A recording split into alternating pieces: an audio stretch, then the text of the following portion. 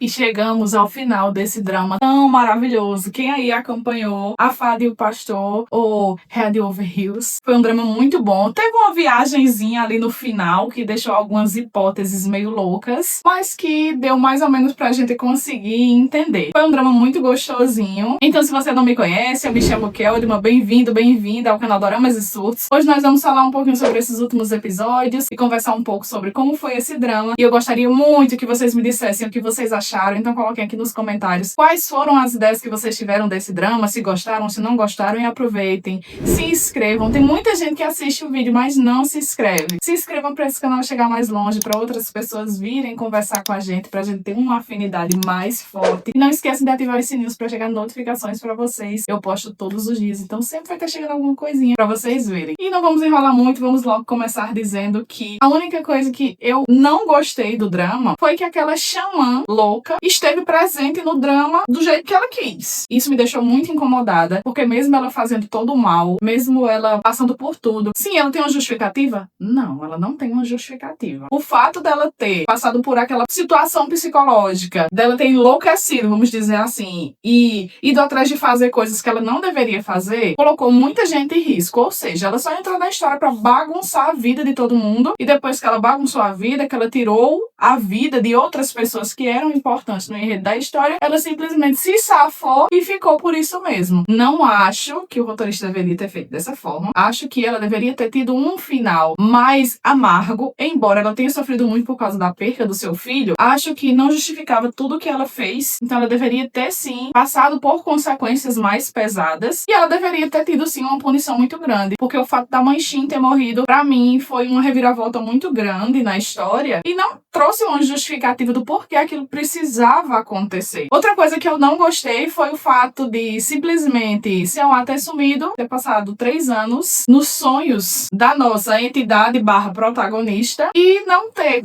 tido, assim, o desenvolvimento de fazer algo. Certo, ela tava lá porque ela se aprisionou, né? Ela aprisionou a entidade no corpo dela e durante esse período ela não fez nada. Passou 3 anos só protegendo ele. Protegendo de quê, gente? Se ele é uma entidade, protegendo de quê? Do mal? Faz muito tempo que ele fala que não ia fazer mal a ninguém. A gente já viu que ele era só um adolescente que morreu muito jovem e não viveu nada. A única coisa que ele queria era viver, era vivenciar coisas que ele nunca tinha vivenciado, ter amigos, ter um amor, ter alguém que ele pudesse confiar. Era só isso que ele queria. E isso não foi dado a ele. Então, logicamente, quando ele teve essa oportunidade, ele agarrou com unhas e dentes. Quem não faria isso? Acredito que qualquer pessoa que tivesse uma oportunidade, uma chance, que tivesse arrependimentos e pudesse realmente mudar algo, poder viver algo que não viveu, com certeza viveria. Isso é uma lógica. Então, acho que isso aí ficou meio solto na história, porque o período que ela passou com ele, ela não fez nada. E o nosso querido Jeon-A,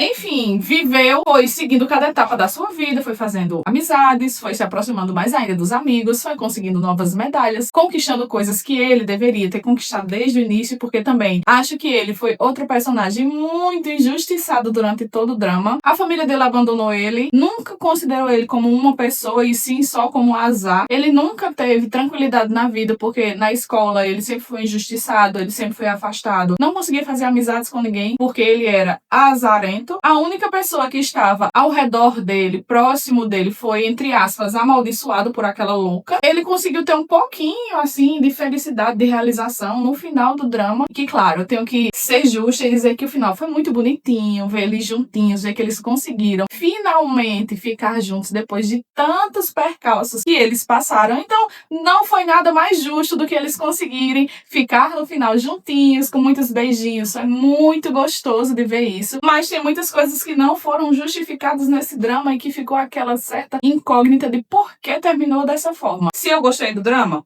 Gostei bastante. Achei que a história foi muito válida, mas acho que faltou algumas coisas ali pra complementar ou dar uma justificativa, ou um meio ou um fim a determinado personagem. No fim das contas, não teve. Mas Mas, no geral, esse drama trouxe aquela paixãozinha adolescente muito gostosa, aquela questão das conquistas, a ideia do bullying que a gente vez ou outra consegue ver, a situação de famílias inacabadas por coisas que acontecem que são naturais, mortes que em algum momento vão acontecer. A gente conseguiu ter um vislumbre fantasioso, claramente, de um lado da moeda, porque quando a gente assiste os dramas, a gente sempre vê os xamãs recorrendo aos xamãs, falando com os xamãs, mas a gente nunca tinha visto, pelo menos eu, nunca tinha visto uma história específica que mostrasse como é a vida do xamã, o outro lado da moeda, como é que o xamã se torna xamã e o que ele passa até se tornar um xamã, quais são as situações que ele vivencia. E Seonhwa pode mostrar um pouquinho disso pra gente, como foi difícil o crescimento, a adolescência e o fato dela precisar se esconder porque ela tinha medo, receio de que as pessoas não aceitassem ela do jeito que ela era e visse ela apenas como xamã e não como Seonhwa. Então a gente conseguiu ter um pouquinho desse vislumbre, além de conseguir ver o quanto é difícil se relacionar com pessoas que só pensam em algo que seja bom para si. Mas